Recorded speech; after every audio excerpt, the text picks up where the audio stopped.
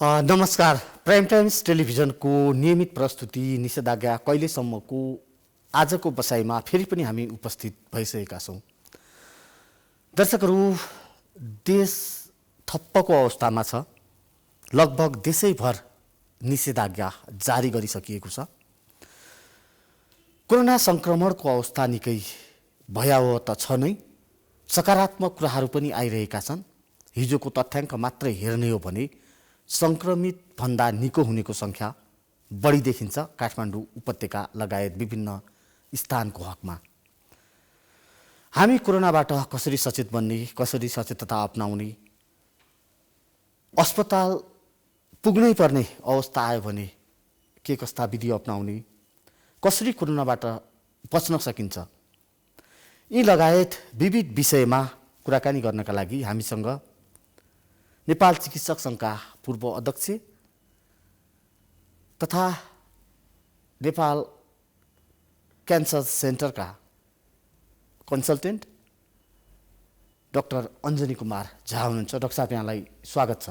हस्, धन्यवाद।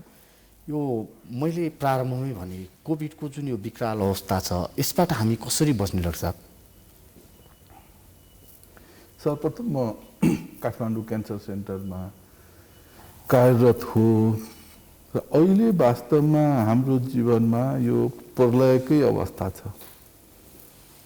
जुन किसिमबाट कोभिड-19 आइरहेको अवस्था छ र वर्तमान केही 1-2 हप्तादेखि आम नागरिक पनि निकै टेररमा छन्, चिन्तितमा छन्। चिकित्सक र स्वास्थ्यकर्मी पनि निकै तनावको अवस्था छ।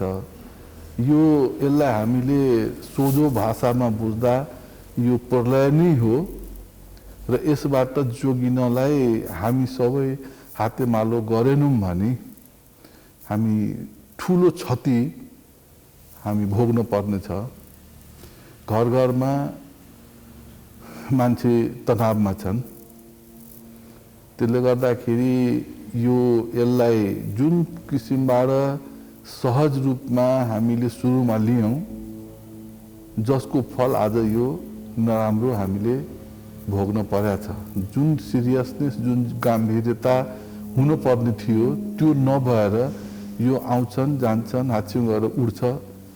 भाइरल त हो नि, हामी निकै बलियो, नेपालीको जिन एकदम कडा, यहाँसम्म आउँदासम्म सिद्धिहाल्छ भन्ने किसिमको जुन सिरियसनेस हुनुपर्ने थियो त्यो नभइदिएर यो आजको अवस्था हो। अब यसबाट पार लगाउनलाई अझ पनि सबैजना सबैतिरबाट र मुख्यतः नेतृत्व पङ्क्ति सरकार पक्षीय व्यक्तिहरूले यसमा चाहिँ यसलाई युद्ध स्तरमा यदि नलिने हो भने अझ ठुलो क्षति हुनेवाला छ। बच्ची डाक्टर साहब, यहाँ त पूर्व अध्यक्ष समेत हुनुहुन्छ नेपाल चिकित्सक सङ्घका।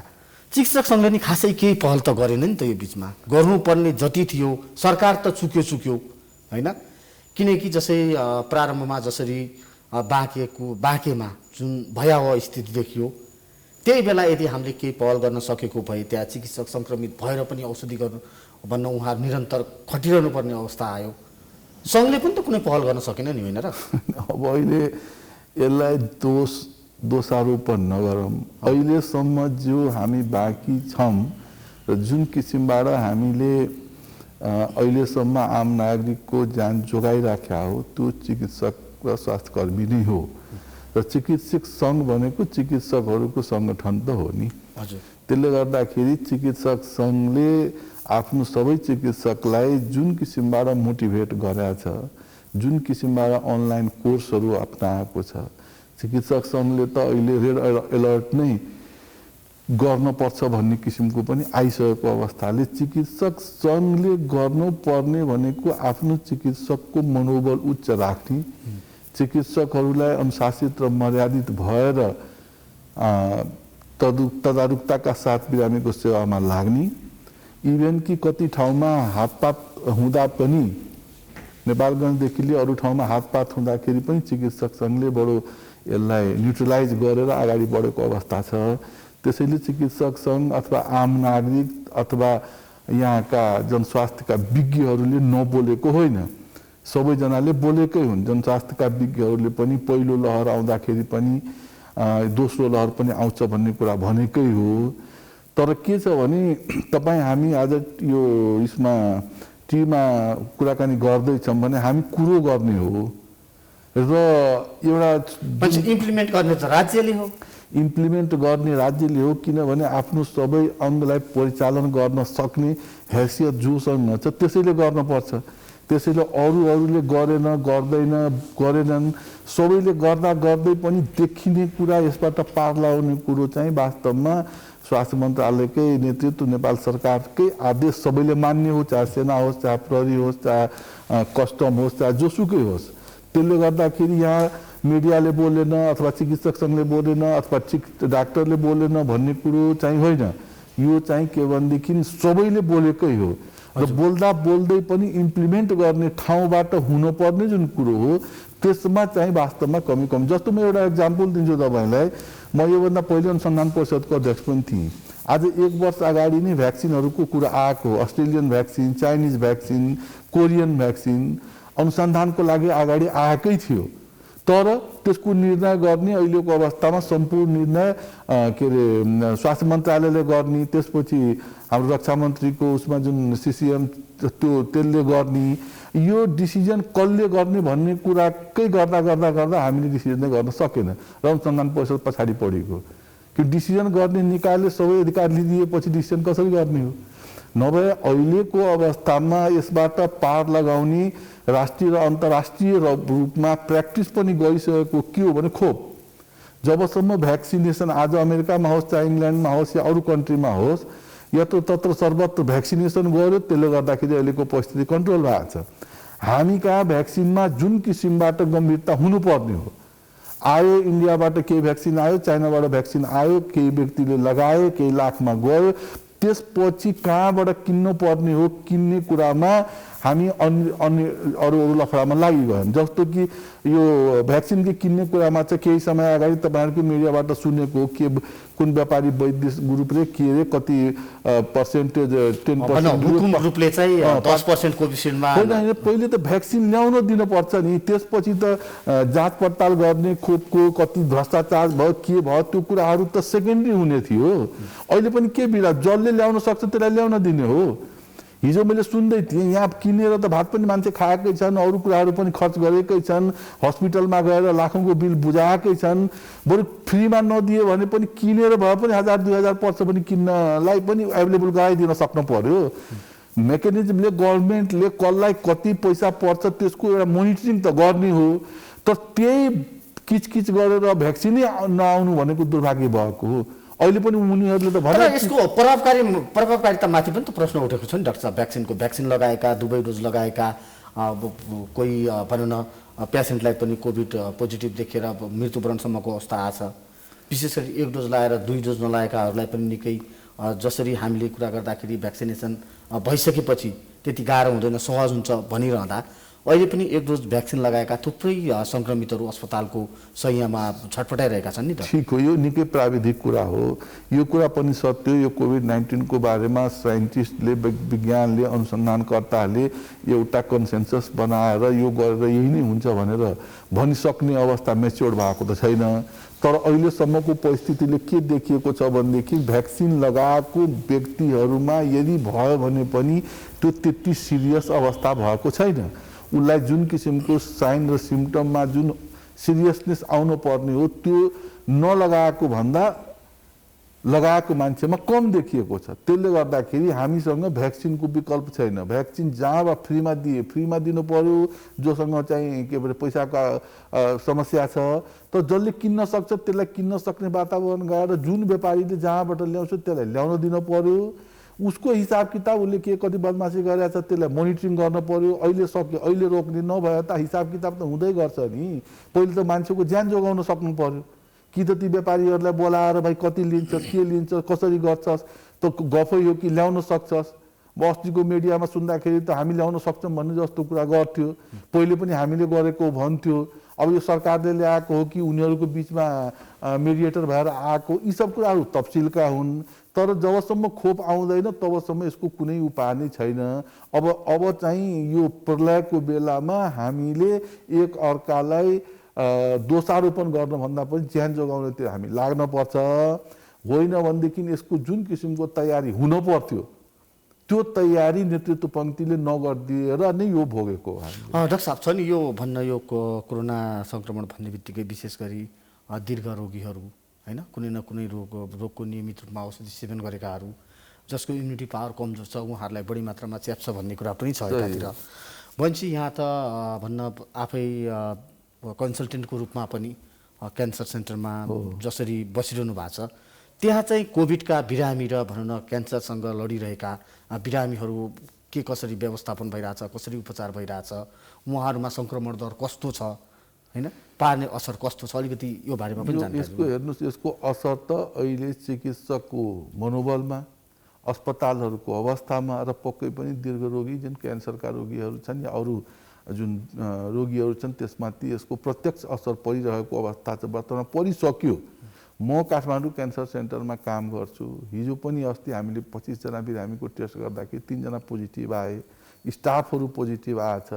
हामी त्यस्तो परिस्थितिमा काम गरिरहेका छौँ। हिजै पनि एउटा मेरो साथी निकटको साथीको श्रीमती बिरामी हुनुहुन्थ्यो, कहीँ पनि बेड पाइएन।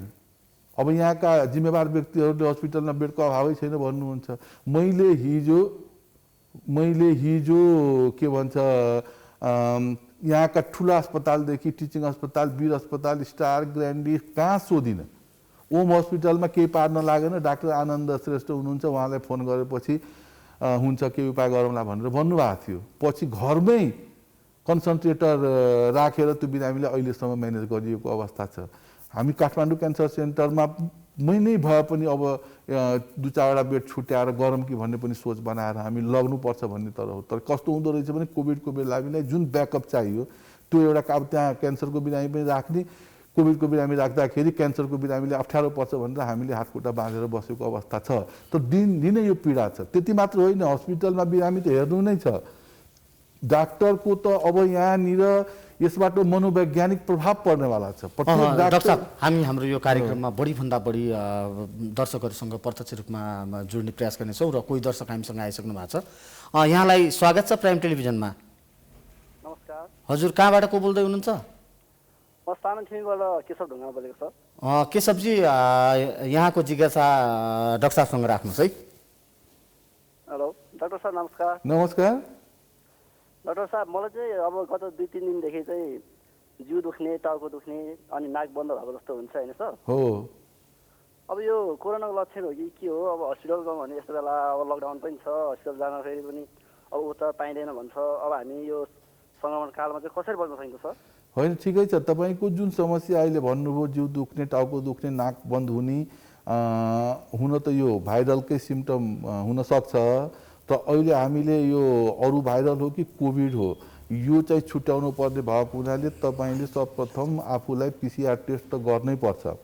पिसिआर टेस्ट गर्नको लागि आउन दिन्छन्, प्रहरीलाई पनि बिरामी हो भनेर जाँदा दिन्छन् जस्तो लाग्छ मलाई। र एकचोटि पिसिआर टेस्ट गरेर कोभिड छैन भनेपछि टन्टै साफ भयो। र कोभिड यदि पोजिटिभ निस्क्यो भने पनि तपाईँ तुरुन्त आइसोलेसनमा बस्न जरुरी छ, किनभने तपाईँबाट अरूलाई सर्न सक्छ। त्यसले गर्दाखेरि हस्पिटलमा बेड पाइएला नपाइएला भनेको पछि यसको बारेमा सल्लाह गरौँला। तर अहिले तुरुन्तै चाहिँ तपाईँले पिसिआर टेस्ट गर्नेतिर लाग्न उचित हुन्छ। दर्शकहरू, यहाँहरूसँग पनि कुनै जिज्ञासा, सल्लाह, सुझाव या यहाँहरूका भनौँ न कोभिडसँग, विशेष गरी कोभिड सँगसँगै भन्न क्यान्सर रोगसँगका कुनै जिज्ञासा छन् भने आज हामीसँग क्यान्सर रोगका विशेषज्ञ हुनुहुन्छ, कन्सल्टेन्ट हुनुहुन्छ डाक्टर अञ्जनी कुमार शाह। उहाँसँग यहाँहरूले आफ्नो जिज्ञासा राख्न सक्नुहुन्छ। जुन यहाँहरूका लागि हामीले स्क्रिनमा जुन नम्बर दिएको यो नम्बरमा तत्कालै फोन गरेर यहाँहरू उहाँसँग जोडिन सक्नुहुन्छ। डाक्टर साहब, हामी अघि भन्न गइरहेको थियौँ जसै नेपाल चिकित्सक सङ्घले यसअघि नै स्वास्थ्य सङ्कटकाल लगाएर भए पनि अहिलेको यो जुन विकराल अवस्था छ, एकातिर अक्सिजनको अभाव चरम रूपमा भएको छ, अक्सिजन नपाएरै अकालमा ज्यान गुमाउनु पर्ने बाध्यात्मक परिस्थिति छ। यहाँले भन्नुभयो कुनै पनि अस्पतालमा सहज रूपमा बेड पाउने अवस्था छैन। तर सरकार भने हामीसँग सबै चिज छ भनिरहेछ। यस्तो पनि हुन्छ डाक्टर साहब? हेर्नुहोस्, कसै जुनसुकै कुरालाई पनि ढाकछोप गर्नु, लुकाउनु, झुट बोल्नु महापाप हो। म तपाईँको प्राइम टेलिभिजनबाट अहिले म च्यालेन्ज दिन्छु, स्वास्थ्य मन्त्री र स्वास्थ्य सचिवलाई सिधै म भन्न चाहन्छु, अहिले तुरुन्त तपाईँ बेड खोजिदिनुहोस् न। टिचिङमा छ कि बिरमा छ, गफ दिने, बेड छ भनेर जनतालाई झुक्क्याउने। म आफै डाक्टर भएर 3 दिनदेखि बेड खोज्दैछु, एउटा बिरामीको लागि बेड पाइएको छैन। मैले यहाँ त अब आफ्नो साथीभाइहरूसँग सम्बन्ध बिग्रिन्छ। मैले स्टारमा त्यहाँको डाइरेक्टर हुनुहुन्छ के डाक्टर शैल, उहाँले फोन गरेको हो बेड छैन भन्नुभयो। ओमको डाक्टरलाई फोन गरेको बेड छैन भन्यो, टिचिङमा बेड छैन भन्यो, ग्रान्डीमा बेड छैन भन्यो।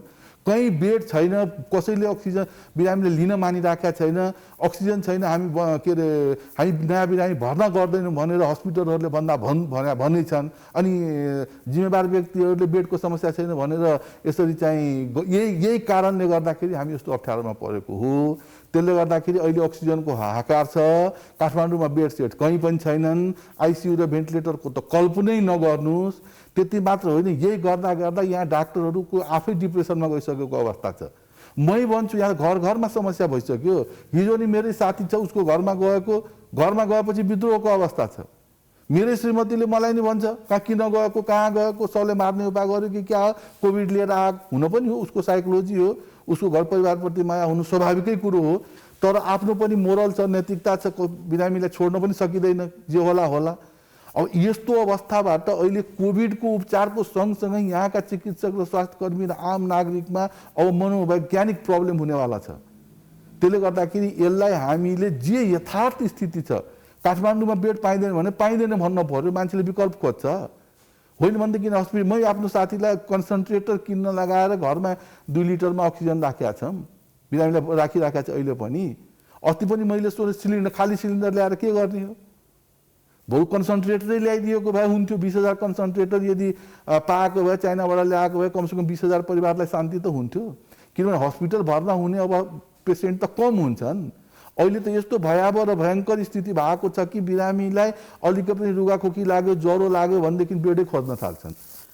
स्वाभाविक पनि हो, घरमा 24 घन्टा आई गएर बसिरहेको अवस्थामा घरमा कोप गर्न सक्दैन। त्यसले गर्दाखेरि हामीले स्क्रिनिङ गर्नको लागि पनि हस्पिटल त पुर्याउनै पर्छ। त्यहाँ हस्पिटलमा ठिक छ, तपाईँ घरमा बस्दै गर्नुहोस्, अक्सिजन पाइएन, सिलिन्डर पाइएन, कमसेकम नेपाल सरकारले इमिडिएटली 5 लिटरसम्म कन्सन्ट्रेटरले त अक्सिजन त निकाल्दो रहेछ। 5 लिटरसम्म अक्सिजन दिन सकियो भनेदेखि त म्याक्सिमम बिरामीले हामीले घरमै ट्रिटमेन्ट गर्न सक्छौँ अक्सिजन दिएर। अब सरकारको कहिले सिलिन्डर ल्याउन जान्छन्, कहिले अक्सिजन खोज्न थाल्छन्, कहिले अक्सिजनको समस्या छैन भन्छ, कहिले सिलिन्डरको समस्या छैन भन्छ, कहिले यो अक्सिजनको लागि रक्षा मन्त्रालयले हेर्छ भन्छ, कहिले स्वास्थ्य मन्त्रालयले हेर्छ भन्छ, कहिले के भन्छ। त्यसले गर्दाखेरि उहाँहरू आत्तिनु भएको छ। नेता र नेतृत्वमा बसेको व्यक्तिहरूले आत्तिने कुरो छैन। यो गम्भीर अवस्था सबैले बुझेको हुन्। यसलाई सम्बोधन गर्नको लागि अहिले पनि उहाँहरूले डिसिजन लिनुपर्छ। स्वास्थ्य क्षेत्रमा, स्वास्थ्य सामग्रीहरूमा जुन ट्याक्सहरू लगाउनु भएको छ त्यो कुरोहरू तुरुन्त बन्द गर्नुपर्छ। नेपाल सरकार र स्वास्थ्य मन्त्रालय अन्तर्गतमा चिकित्सकको दरबन्दी थप भनेर 10 वर्षदेखि गर्दा थपिएको छैन।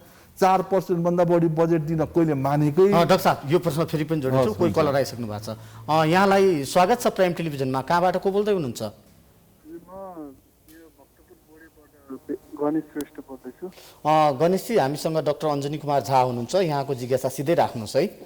डाक्टर साहब नमस्कार। नमस्कार हजुर डाक्टर साहब, म चाहिँ यस्तो पहिलो लहरमा पनि एकचोटि कोरोना आएको थियो मलाई, त्यो निको भएर अब भयो थियो। अब यो दोस्रो लहरमा चाहिँ मलाई के भइछ भने यो यस्तो सिडी चढ्दा पनि अलि सास फेर्न गाह्रो हुने, अनि त्यसपछि घाँटी चाहिँ अहिले बसिरहेको छ, त्यस्तो भएको छ। के भएको, यो कोरोनाको लक्षण हो फेरि? होइन, कोरोना तपाईँलाई भइसकेपछि कमसेकम 3 महिनासम्मको लागि त टेन्सन लिन पर्दैन। तर पनि तपाईँलाई भर्याङ चढ्न गाह्रो भएको छ, खोकी लागेको छ भनेदेखि एटलिस्ट एउटा छातीको एक्सरे चाहिँ गर्न पर्यो। तपाईँमा कोभिडको हुने सम्भावना निकै न्यून छ। त्यो एकचोटि कोभिड भइसकेको छ भनेदेखि कम्तीमा 3 महिनासम्म त्यो एन्टिबडीले काम गर्छ भनेर दोस्रो पटक हुँदैन भन्न त सकिँदैन। तर त्यतातिर जानुभन्दा पनि अहिले एकजना कुनै डाक्टर साहबसँग भेटेर चेस्ट एक्सरे र ब्लड काउन्ट गरौँ, मलाई लाग्छ त्यसपछि बल्ल हामीले अर्को पक्षतिर सोच्न उचित हुन्छ। अहिले त्यसको लागि त्यति तनाव चाहिँ नलिनुहोस्। छ नि डाक्टर साहब, हामी अघि पनि कुरा गरिरहेका छौँ यो स्वास्थ्य सङ्कटकालका सन्दर्भमा सरकार किन डराइरहेछ?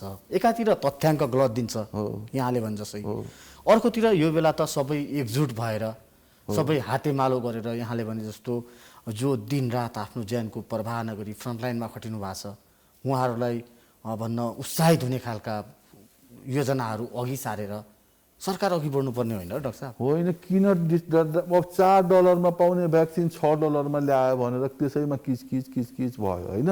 ठिकै छ, $6 लिने साथीहरूले पनि त्यो वैद्य ग्रुप के को रहेछ उनीहरूले स्पष्टीकरण पनि दिएकै हो। तर मेरो भनाइ के हो भनेदेखि $4, $6, $8 को लफडा गर्नु हिसाब गर्दै गरौँला पछि। हिसाब गर्दै गरौँला बाबा, भ्याक्सिन त ल्याउन देऊ। अब स्वास्थ्य मन्त्री दोषी कि प्रधानमन्त्री दोषी कि प्रधानमन्त्रीका वरिपरिका मान्छे दोषी कि स्वास्थ्य मन्त्रीको वरिपरिका दोषी कुन? यो किचलो पर्ने बेला हो त अहिले। जुन व्यापारीले ल्याउन भन्छ किनभने उसले त पैसा तिरेर ल्याउला, नेपालको एलसी खोलेर ल्याउला, पैसा पेमेन्ट गर्ला, त्यो त लिगल प्रोसिड्युर हो। सेरम इन्स्टिच्युट भनेको इन्डियाको गभर्मेन्ट विङकै मान्छे हो, संस्था हो। त्यसले गर्दाखेरि यो के भनेदेखि यो बिचैमा यसलाई एबोर्सन गराउनु भन्दा कमसेकम ल्याउन दिउँ, ल्याइसकेपछि त्यसको हिसाब किताब गर्दै गरौँला।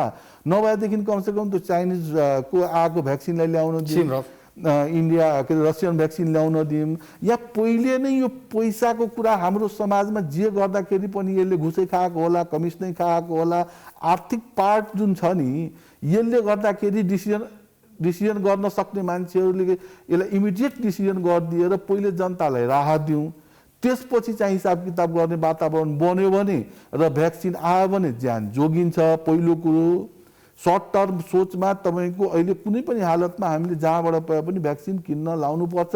सरकारले आफ्नो पहलबाट गरोस्, अक्सिजनको व्यवस्था पनि गर्नै पर्यो, अर्को विकल्पै छैन। गरोस्। दोस्रो कुरो अक्सिजनको व्यवस्था गर्नै पर्यो। यो खाली सिलिन्डर प्लेनबाट बोक्नुभन्दा फेरि बरु कन्सन्ट्रेटर ल्याउने व्यवस्था गर्न पर्यो। मैले अहिले 3 जना बिरामीले घरमै कन्सन्ट्रेटरकै व्यवस्था जेन तेन प्रकार गरेर भइराखेको अवस्था छ। बरु कमसेकम घर घरमा कन्सन्ट्रेटर, बिरामीको बेडको साइडमा हस्पिटलमा पनि कन्सन्ट्रेटर राखिदियो भनेदेखि त यो अक्सिजन सिलिन्डर चोर्ने लफडा त रहँदैन। त्यसले गर्दाखेरि कन्सन्ट्रेटरको व्यवस्था गर्नु पर्यो, अक्सिजनको व्यवस्था गर्नु पर्यो र लङ टर्ममा बल्ल रियलाइज भयो। हाम्रो बानी कस्तो छ भने हामी बिर्सिहाल्छौँ कि 72 सालको महाभूकम्पको बेलामा पनि हामी बिर्स्यौँ। त्यस बेलामा पनि नेपालको स्वास्थ्यकर्मीहरूले ज्यान जोगाएको हो। अहिले पनि चाहिँ तपाईँको अहिलेको यो कुरा नबिर्सौँ र स्वास्थ्य क्षेत्रमा यथेष्ट बजेट, यथेष्ट जनशक्ति, यथेष्ट ट्रेनिङ, यथेष्ट इक्विपमेन्टको व्यवस्था नेपाल सरकारले गरून्, जसले गर्दाखेरि बजेट पनि आउँदैछ, बजेट भाषण पनि हुँदैछ। यसमा स्वास्थ्यमा लगाउने ट्याक्स, स्वास्थ्यमा लगाउने कर, यी सबलाई केही समयलाई हटाउँ, यहाँको जनशक्तिलाई, अस्पताललाई बलियो पारौँ, अनि भविष्यमा पनि यस्तो समस्याबाट हामी कोप गर्न सक्छौँ। नभए आम नागरिक पनि मर्छन्, चिकित्सक पनि डिप्रेस हुन्छ, स्वास्थ्यकर्मी पनि डिप्रेस हुन्छ। पाकिस्तानमा 200-300 चिकित्सक नै बितिसकेको अवस्था छ। त्यसलाई जोगाउनको लागि जो नेतृत्वमा हुनुहुन्छ उहाँ नेतृत्वहरूले बाँकी खेती छोडेर यो अस्पतालतिर यो कोभिडलाई कन्ट्रोल गर्नतिर लाग्यो भने हाम्रो ज्यान जोगिन्छ, नभए यो प्रलयबाट हामी सबै सिद्धिन्छौँ। डाक्टर साहब, फेरि पनि कोही कलर हामीसँग आइसक्नु भएको छ। यहाँलाई स्वागत छ। कहाँबाट को बोल्दै हुनुहुन्छ? म डलद्राबाट रामबहादुर ठुक्रा थिएँ। डाक्टर साहबसँग यहाँलाई यहाँको जिज्ञासा के छ राख्नुहोस्। हेलो, यहाँको टेलिभिजन सेट बन्द गर्नुहोस् पहिले, डाक्टर साहबसँग अनि जिज्ञासा राख्नुहोस्। हजुर डाक्टर साहब नमस्कार। नमस्कार। मेरो म्याडमको सर यो रिपोर्ट चाहिँ PCR पोजिटिभ छ हो। आज धेरै दिन भइसक्यो, उसरी उसलाई सन्चो भइसक्यो, तर यो खोकी रुक्दैन सर, के होला? मुङ्गा लाग्दैन पटक्कै हो। अब यसमा यो यसपालिको यो कोभिड पोजिटिभ बिरामीलाई खोकीको समस्या लामो समयसम्म रहन्छ। उहाँको एउटा पल्स अक्सिमिटर भन्ने हुन्छ, त्यो धेरै महँगो पनि पर्दैन। अक्सिजन सेचुरेसन हेरिराखौँ र अक्सिजन सेचुरेसन ड्रप छैन भने एउटा कुनै डाक्टरसँग भेटेर एकचोटि ब्लड काउन्ट पनि गराउँ। यदि WBC काउन्ट या इन्फेक्सन छैन भने एन्टिबायोटिक दिन पर्यो। छैन भनेदेखि केही समय घाराइसी ट्रिटमेन्ट जुन हुन्छ, नुन पानीको गार्गल गर्ने र गर्दाखेरि नै उहाँलाई चाहिँ राहत हुन्छ। तर सबभन्दा पहिले कोभिड पोजिटिभ छ, अक्सिजन सेचुरेसन मेन्टेन छ भने आत्तिनु परेन। खोकीको लागि एकचोटि त्यहाँको नजिकमा कुनै एउटा स्वास्थ्यकर्मी चिकित्सक कोही हुनुहुन्छ भने उहाँलाई भेटौँ, एउटा ब्लड टेस्ट गरौँ, इन्फेक्सन छ भने त्यो अनुसारमा हामीले ट्रिटमेन्ट गर्न पर्ला, छैन भनेदेखि साधारण घरायसी ट्रिटमेन्ट गएर नुन पानीले मजासँग गार्गल गर्नुभयो भनेदेखि यो कन्ट्रोल हुन्छ। डाक्टर साहब, जुन भन्न 2076 हो, अहिले त 78 हो नि, हो 76 चैत 11 करिब 2 वर्ष पहिले भनौँ न, हामीले मुलुक लकडाउन गऱ्यौँ, जुन बेला सङ्क्रमणको दर निकै न्यून थियो। त्यो बिचमा हामीले देशैभर लकडाउन गऱ्यौँ, केही नियन्त्रणमा स्थिति आइसकेपछि हामी फेरि पूर्ववत रूपमा फर्किने अवस्था भइरहँदा दोस्रो चरणले फेरि हामीमाथि दोस्रो भेरिएन्टले एट्याक गर्यो। त्यो समयमा हाम्रो पूर्व तयारी नहुनुको परिणाम होइन डाक्टर साहब? हो, एकदम सही हो। यसका लागि को जिम्मेवार छ? यसको लागि दोषी के छ भने अब तपाईँ यो प्राइम टिभीमा आउनु भएको छ, तपाईँका यहाँ कुनै बत्ती भएन, यहाँ स्टाफ आएन भने दोषी को हुन्छ? जो यहाँको चेयरम्यान छ, जो यहाँको डाइरेक्टर छ, यो त एकदमै यो त प्रश्न, यो क्वेसन त आफ्नै घर घरमा सोचौँ न। तपाईँ प्राइम टेलिभिजनमा यहाँको व्यवस्थामा बत्ती छैन, क्यामेराम्यान छैन, यो छैन, त्यो छैन भनेपछि तपाईँ के गर्नुहुन्छ? कसलाई दोष दिनुहुन्छ? तपाईँ जसुकै काम गरेर पनि हुनेवाला छैन। त जो व्यवस्थापकीय जिम्मेवारी लिएर बसेका छन् त्यो जिम्मेवार हुन्छ। म भन्छु, म त गाउँमा मेरो बुवा आमाहरूले वर्षभरिमा कति चामल दाल चाहिन्छ भनेर घरमा स्टक गरेर राख्नुहुन्थ्यो। आजभोलि पो पसलबाट बिहान छैन भने बिहान किनेर ल्या, साँझ छैन भने साँझ किनेर ल्या भन्नेको अवस्था अहिले सहरीकरण भएपछि न हो। पहिले त मान्छेले त स्टोर गरेर राख्थे। अहिलेसम्म नेता र नेतृत्वमा बस्ने व्यक्तिहरूले भविष्यमा के समस्या आउने बेला छ त्यो आकलन गर्न सक्ने हैसियत भएको मान्छे र मन्त्री र सचिव हुन पर्यो। उहाँहरूले पहिलो लहर आइसकेपछि अब दोस्रो लहर आउँछ कि भन्दैन कि अन्दाज त विज्ञहरूले भनेअनुसारमा त उहाँहरूले अन्दाज त लाउन सक्नु पर्थ्यो नि त, कि त्यसै के भनेदेखि म चाहिँ मन्त्री, म चाहिँ सचिव, म चाहिँ फलाना, म चाहिँ डाइरेक्टर भनेर बसेर त काम छैन। उहाँहरूले वर्तमानमा के अवस्था छ र भविष्यमा के छ, कसरी योजना बनाउने, कसरी प्लानिङ गराउने, त्यस्तो किसिमको भिजन र मिसन भएको मान्छे हो भनेर न उहाँ कोही डाइरेक्टर, कोही सचिव, कोही डिजी, कोही मन्त्री बन्नुभएको छ। त्यो पनि छैन भनेदेखि किन बसे हो त नि? उहाँहरूले त नैतिकतै छैन उहाँहरूमा। उहाँहरूले त भन्न सक्नु पर्यो नि, हामीले पहिलो लहर आउँदाखेरि दोस्रो लहर आउँछ भने हामीलाई थाहै भएन, त्यही भएर यो दुर्दशा भोग्यो भनेर गल्ती रियलाइज पनि गर्न छैन, उल्टै हामी गर्दैछौँ भनेर फुर्तीफार्ती गर्नुभएको छ। त्यसले गर्दाखेरि जो नेता र नेतृत्वमा बसेको हुन्छन् तिनले भविष्यमा के समस्या आउँदैछ, के कसरी हामी प्लान गर्ने, कसरी हामी बजेट ल्याउने, त्यो कुरोको बारेमा त्यतिसम्म हैसियत भएको, त्यति सोच भएको, त्यति मिसन र भिजन भएको मान्छे र नेतृत्व लिने हो। त्यसले गर्दाखेरि अहिलेको बेलामा जतिसुकै जसले जे भने पनि पहिलो लहर आइसकेपछि यहाँका विज्ञहरूले, जनस्वास्थ्य विज्ञहरूले, जिम्मेवार व्यक्तिहरूले बोलेछन्, कराएछन्। त्यसले गर्दाखेरि तपाईँहरू पहिलो लहरमै डाक्टर सुन्दरमणि दीक्षितले बोल्दाखेरि उमाथि कारबाही नै गर्नुपर्छ भनेर ठुल्ठुलो कुरो गरेका थिए कतिपय व्यक्तिहरूले। आज उनले भनेका कुरा ठिक निस्क्यो। हाम्रो डाक्टर गोविन्द केसीले स्वास्थ्य क्षेत्र हाम्रो कमजोर छ भनेर भन्दै उनलाई के गाली गलौज गरे। आज त कुरा निस्क्यो नि त, हाम्रो अवस्था कस्तो रहेछ भने त छरपष्टै भयो नि त। त्यसले गर्दाखेरि अहिले पनि केही बिग्रेको, अहिले धेरै कुरा बिग्रे पनि अझ भविष्यमा नबिग्रोस् भनेर जो स्वास्थ्यको जिम्मेवारी नेतृत्व लिनु भएको छ उहाँहरूले यसबाट पाठ सिक्नु पर्यो, 24 घन्टा हौसिनु पर्यो, अक्सिजन ल्याउने। अब अहिले 15 दिनमा 100 बेडका बिरामीहरूले अक्सिजन प्लान्टको व्यवस्था गर्नु होला भनेर अनुरोध गर्दछु भनेर उहाँले निकाल्नु राम्रै गर्नुभयो, तर आफै पनि त गर्न पर्यो नि त। 1 हप्ता 15 दिनमा नेपाल सरकारले फलानु ठाउँमा अक्सिजन प्लान्टको स्थापना गर्दैछ भनेर पनि घोषणा गर्न सक्नु पर्यो नि त। अरूलाई मात्र के भनेदेखि पाठ सिकाउँदै हिँड्ने कुरा त ज्ञानी पुरुषको काम छैन नि त। त्यसले गर्दाखेरि के अरे एउटा कहावत छ नि, मूर्ख मान्छेले अरूमाथि हाँस्छ, बुद्धिमानले आफैमाथि हाँस्छ के। त्यसले गर्दाखेरि अरूलाई मात्र दोष दिने, अरूलाई मात्र पाठ सिकाउने, अक्सिजन प्लान्टको अवस्था 15 दिनमा गर्नुहोस् भनेर भन्ने, त्यसको सँगसँगै नेपाल सरकारले 15 दिनभित्र 5वटा के भनेदेखि 5वटा चाहिँ के भनेदेखि अक्सिजन प्लान्ट स्थापना गर्दैछ भनेर भनेपछि कसरी हुँदो रहेछ, कति म्यान पावर चाहिँदो रहेछ भने अरू मान्छेले पनि सिक्छन् होला नि। छ नि डाक्टर साहब, यसैमा हिजो भन्न हामीले यो अहिले यो कोभिडबाट प्रताडित बनेका हुन त देशैभर यसको भयावह स्थिति छ।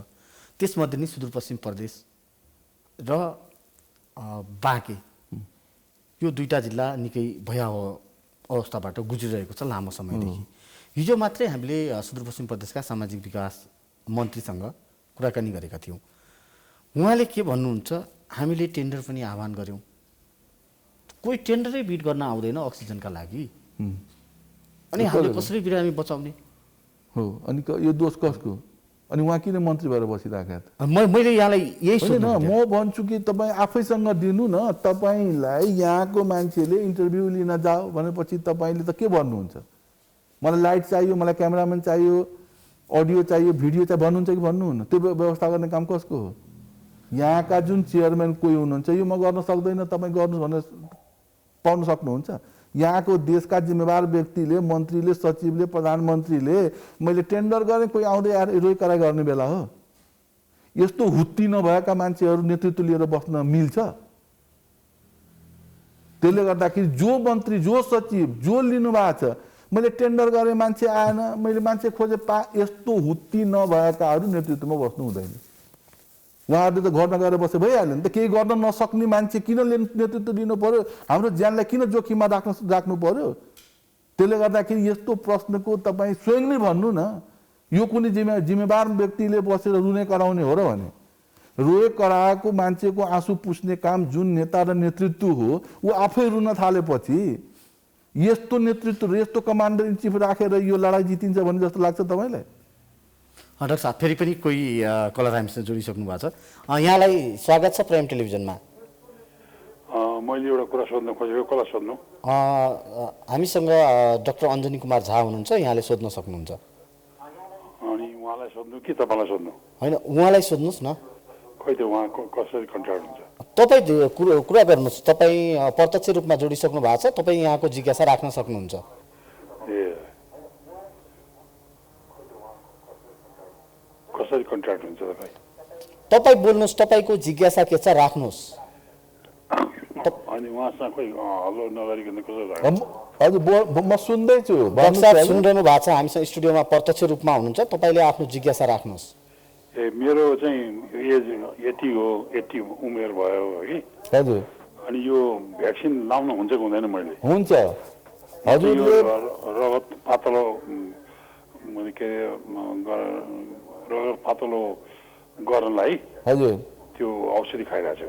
हुन्छ, भ्याक्सिन लाउने मान्छेको कम्प्लिकेसन भने उमेर चाहिँ कुनै हदबन्दी छैन। अलि उमेर भएको मान्छे लाउने नै हो। तर अब कुनै प्रकारको एलर्जी छ भनेदेखि त्यो व्यक्तिले लाउन मिलेन।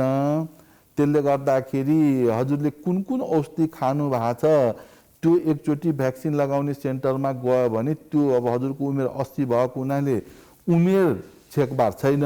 80 वर्षको बिरामीले झन् लाउनै पर्छ। तर कुन कुन औषधिहरू खाइराख्नु भएको छ त्यहाँ भ्याक्सिन लगाउने सेन्टरमा गएपछि हजुरले त्यहाँको फिजिसियनलाई भन्नुभयो भनेदेखि उहाँले डिसाइड गर्नुहुन्छ। तर उमेर चाहिँ कुनै प्रकारको प्रतिबन्ध रोक लगाउँदैन। त्यही भएर हजुर भ्याक्सिन सेन्टरमा जाँदा हुन्छ। डाक्टर साहब, यसैमा जुन भनौँ न 18 वर्षभन्दा मुनिका बालबालिकाका लागि कुनै भ्याक्सिन बनेको छैन अहिलेसम्मको अवस्थामा। हाम्रोमा आइपुग्ने त झन् सम्भावना नै रहेन। यो अवस्थामा त्यो समूह, त्यो उमेर समूह यहाँले अघि भने जस्तै दिन प्रतिदिन सङ्क्रमितको सङ्ख्या बढ्दै गइरहेको छ। मृतकको सङ्ख्या हेर्ने हो भने पनि हामी 15 देखि 18 वर्ष समूहका पनि बढिने ग्राफ बढ्दो अवस्थामा छ। यसको नियन्त्रण चाहिँ कसरी गर्न सकेला? अब यो कस्तो छ भने हामी कहाँ त्यही त भने अनुसन्धान गर्न खोज्दा अनुसन्धान गर्न दिँदैनन्। आएका थिए यहाँ अनुसन्धानमा। अब अहिलेको अवस्था त मलाई थाहा भएन। त्यति बेलामा आइबिआईको कोरियन इन्स्टिच्युटदेखि लिएर अस्ट्रेलियनदेखि लिएर चाइनिजदेखि लिएर सबैजना आयो। तर विभिन्न कानुन र व्यवधानले गर्दाखेरि गर्न सकिएन। त्यो गर्न सकिएको भए त्यसमा एउटा क्राइटेरिया यो पनि थियो कि हाम्रो मुलुकमा यदि कुनै खोपको अनुसन्धान भयो भने र त्यो सफल निस्कियो भनेदेखि नेपाल सरकारले चाहे जतिको मात्रा उपलब्ध गराउनु पर्ने छ भन्ने कुराको शर्त पनि राखिया थियो। तर विभिन्न कारणवशले त्यो हुन सकेन। अब तपाईँले भनेको क्वेसन यो विश्वव्यापी क्वेसन हो। अब अहिले अमेरिकामा 13 वर्षभन्दा माथिको बच्चालाई लाउने भन्ने कुरा उनीहरू तयारी अवस्थामा छन्। इन्डियन न्युजले पनि दिइराखेको छ। त्यसले गर्दाखेरि अब पहिले 18 वर्षभन्दा माथिको मान्छे व्यक्तिहरूलाई यो अनुसन्धानमा राखेको हुनाले त्यसको रिजल्टको आधारमा 18 वर्षभन्दा माथिको मान्छेलाई भ्याक्सिन दिइयो। अब अनुसन्धान सुरु भइसकेको छ, निकट भविष्यमा त्यसको रिपोर्ट पनि आउँछ। 18 वर्षभन्दा मुनिको लागि पनि भ्याक्सिनेसनको व्यवस्था हुन्छ र यसको रिजल्ट चाँडै नै आउनेवाला भएको हुनाले यसको लागि हामीले त्यति अवश्य पनि तिनीहरू जोखिममा छन्, तर संयमता अपनाउनु पर्यो। अहिले संयमता अपनाउनु पर्यो। फेरि पनि कोही कलर हुन्छ डाक्टर साहब। यहाँलाई स्वागत छ प्राइम टेलिभिजनमा। हजुर सर नमस्कार। डाक्टर साहबसँग सिधै यहाँको जिज्ञासा राख्नुहोस्। डाक्टर साहब नमस्कार। नमस्कार डाक्टर साहब, म चाहिँ अब यो सुगर र प्रेसरको पनि पेसेन्ट हो। अनि त्यसपछि मेरो यो लिभर सिरोसिस भइसकेको छ कि सर। अब यस्तो अवस्थामा मैले भ्याक्सिन लगाउन मिल्छ मिल्दैन? मिल्छ।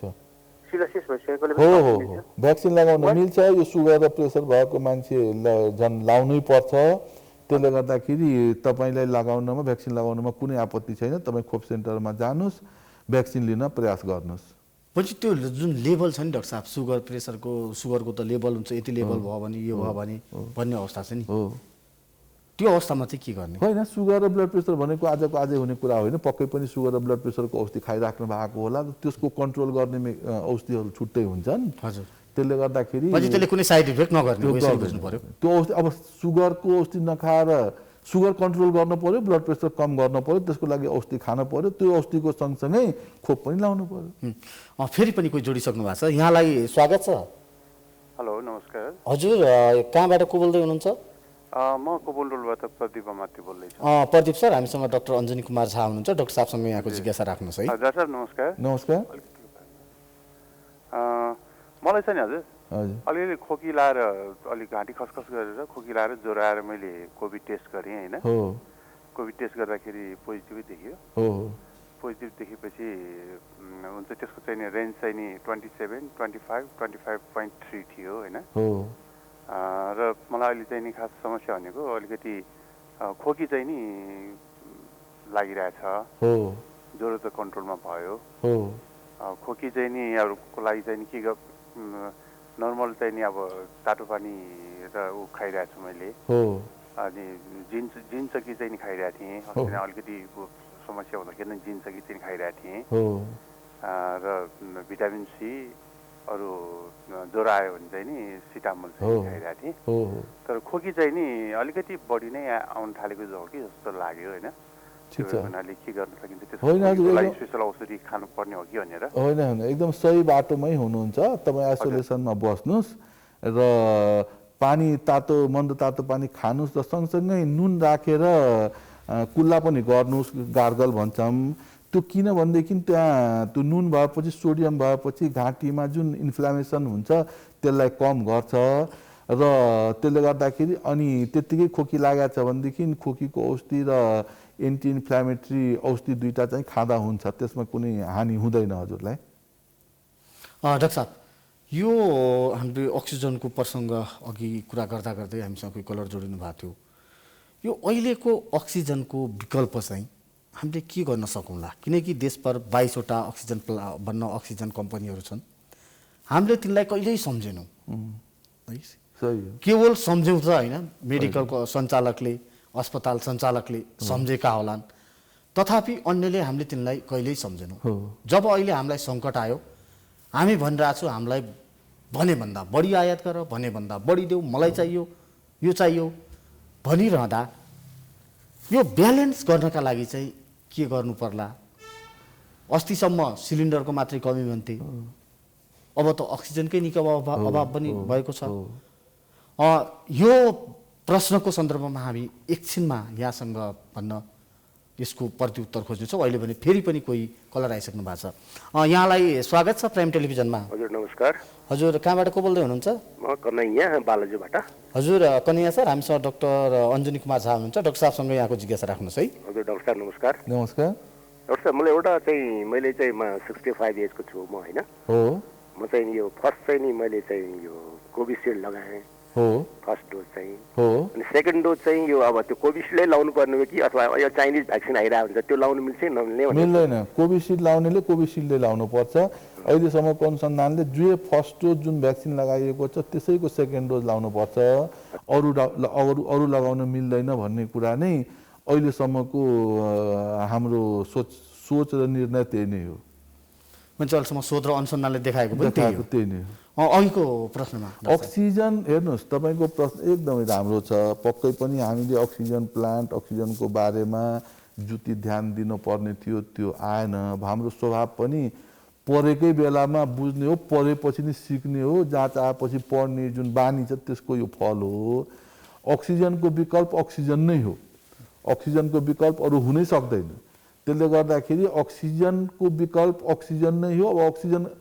अक्सिजन कहाँबाट ल्याउने कसरी ल्याउने भन्ने कुरा सरकारले सोच्नुपर्छ अहिलेको मेरो बुझाइमा यदि अक्सिजनको प्लान्ट स्थापना गरेर छिटो अक्सिजनको निकाल्न सकियो भने त्यो राम्रै कुरा हो भविष्यमा पनि दीर्घकालीन हो किनभने अहिले दोस्रो लहर छ म सुन्दैछु यसपछि तेस्रो लहर चौथो लहर पनि आउनेवाला छ अरे त्यसले गर्दाखेरि अक्सिजन प्लान्टहरूको स्थापना गर्नु राम्रै कुरा हो चाहे त्यो प्राइभेटले होस् चाहे सरकारले होस् अक्सिजन प्लान्ट स्थापना गर्नतिर लाग्नुपर्छ पहिलो कुरो दोस्रो कुरो यसमा त केही न केही समय लाग्छ 2 हप्ता 4 हप्ता लाग्न सक्छ इमिडिएटली अक्सिजन त तपाईँको या मिनटमै नभएपछि मान्छे बित्ने अवस्था भएको हुनाले अहिले हामीले मेरो बुझाइमा त यदि पाइन्छ भने अक्सिजन कन्सन्ट्रेटर म्याक्सिमम रूपमा ल्याएर हस्पिटलमा घरमा अक्सिजन कन्सन्ट्रेटरको व्यवस्था गर्न सकियो त्यसमा लाग्ने ट्याक्सहरू घटाएर त्यसको मूल्य घटाएर जसरी अक्सिजन सिलिन्डरमा